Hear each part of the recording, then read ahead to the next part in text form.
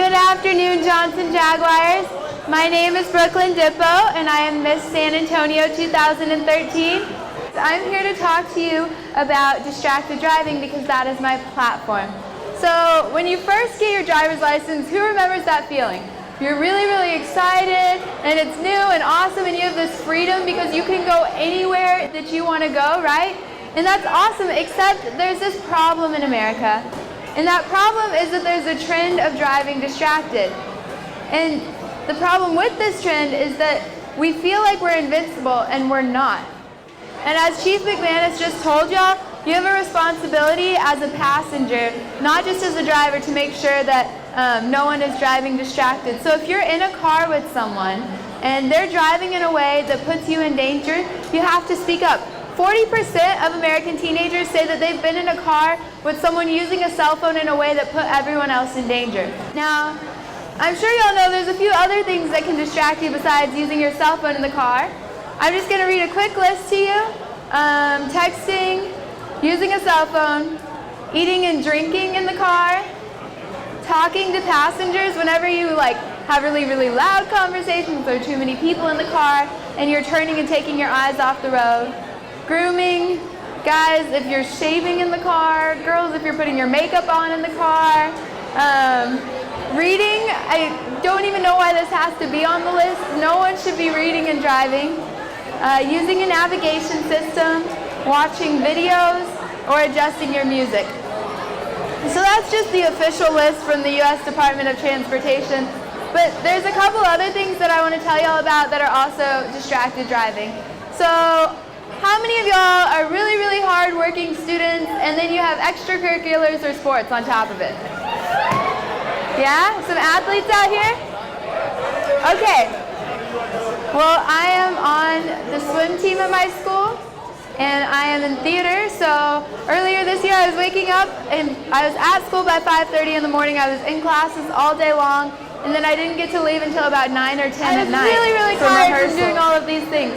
And there were two occasions when I had to call my parents to drive all the way out to TMI, which is out by Camp Bullis, and they had to come and pick me up because I didn't feel like I had enough energy to make the drive home.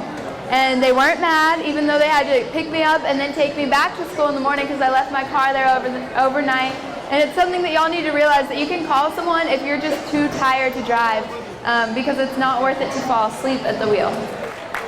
And be sure to thank your administrators for putting on this event because they really love and care for you. And the best way that you can thank them is by practicing responsible, non-distracted driving.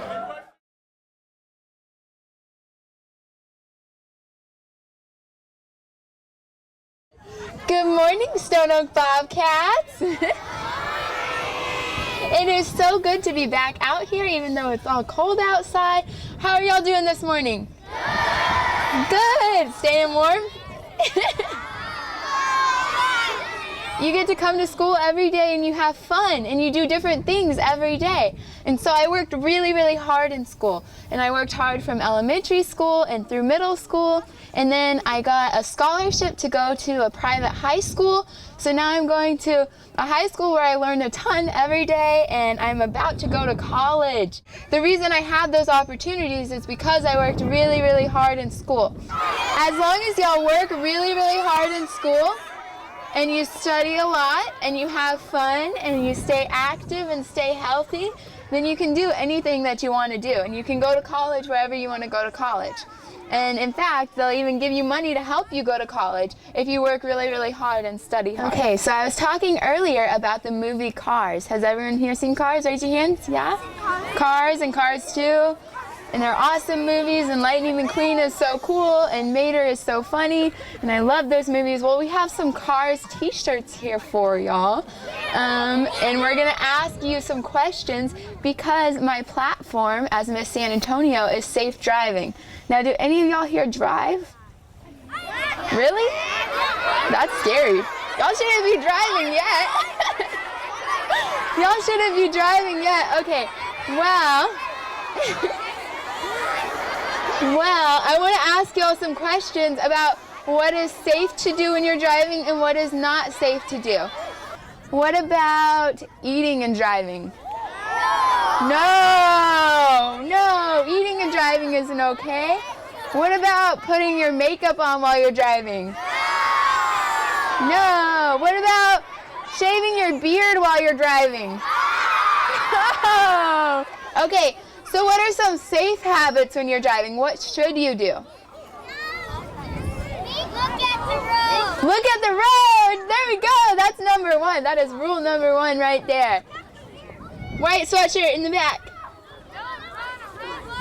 Don't run a red light. That's good. So what about wearing your seatbelt? Yes. Yes, we should always wear seatbelts. They're really important, right? Because they help save lives. What about when your parents are driving and you're in the back seat? There's a couple of things that you have to do that are really important. So is it safe to ask your parents to change the radio station every time a commercial comes on? No. Is it safe to bug your parents until they have to turn around and not take their eyes off the road? Is it safe to yell in the car? No. Texting and driving, red light or green light? Red light. What about 2 hands on the wheel? Green light. Studying really hard in school? Going home and playing video games all night long? Playing outside and getting exercise? Eating fruits and vegetables? Eating sugar? Lots of sugar. Red light. You can eat a little bit of sugar though, that's okay. There's something very simple that you can tell your parents if they're not driving safe. Tell them, drive safe, not silly. I know y'all can be louder than that. One more time. That's right. What? One more time louder. Can everyone stand up and say it?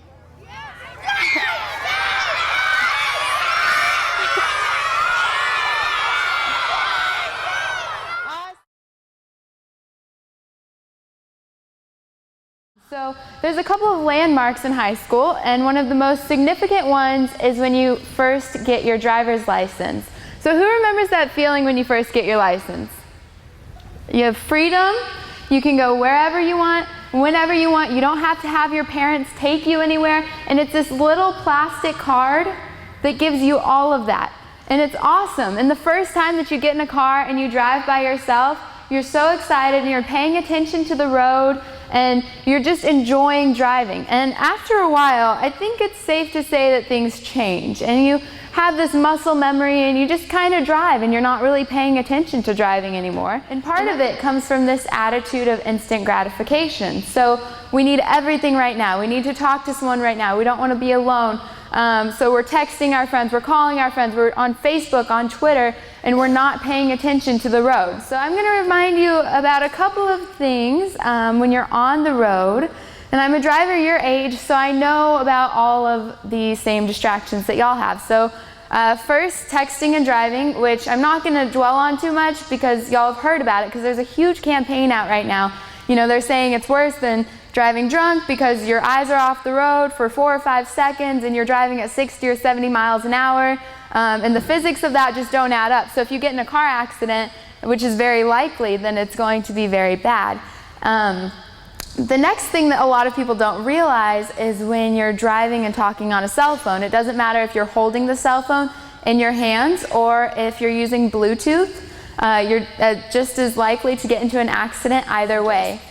Now, I'm sure a lot of y'all are familiar with drive-thrus, which is something that is new to our generation because people used to eat at home or drive and then go and eat somewhere else. Well, now we're going from point A to point B and we're stopping at a drive-thru on the way to get some food.